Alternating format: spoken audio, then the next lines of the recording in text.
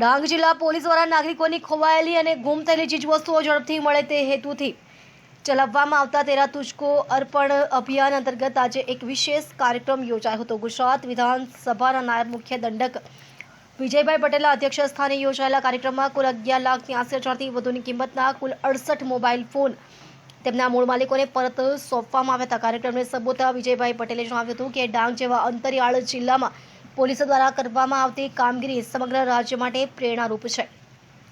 ટેકનોલોજીના ઉપયોગથી ગુમ થયેલા મોબાઈલ શોધી કાઢવા અને સાયબર છેતરપિંડીમાં ગુમાવેલી રકમ પરત અપાવવાના ક્ષેત્રમાં ડાંગ પોલીસે ગુજરાતમાં પ્રથમ સ્થાન પ્રાપ્ત કર્યું છે, જે જિલ્લાના ગૌરવની બાબત છે। તેમણે લોકોને અજાણ્યા ફોન કોલ, લાલચભરી ઓફરો અને સાયબર છેતરપિંડીથી સાવચેત રહેવા તેમજ કોઈ પણ શંકાસ્પદ ઘટના બને તો તાત્કાલિક પોલીસનો સંપર્ક કરવાની અપીલ કરી હતી। ડાંગ જિલ્લા પોલીસ અધિક્ષક પૂજા યાદવે જણાવ્યું હતું કે આ કાર્યક્રમ દરમિયાન કુલ 11,83,068 મોબાઈલ ફોન ઉપરાંત સાયબર ફ્રોડનો ભોગ બનેલ અરજદારોને રૂપિયા 3,50,000થી વધુની રકમ પરત અપાઈ છે।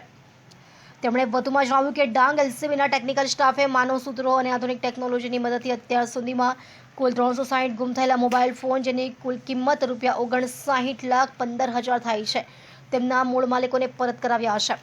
મોબાઈલ ડિટેક્શન રેટમાં ડાંગ પોલીસ દ્વારા સમગ્ર ગુજરાતમાં પ્રથમ સ્થાને છે। વધુમાં માલિકોને પોતાની વસ્તુ તેમજ રકમ મળી જતા પોલીસ વિભાગ અને વહીવટી તંત્રનો આભાર વ્યક્ત કર્યો હતો।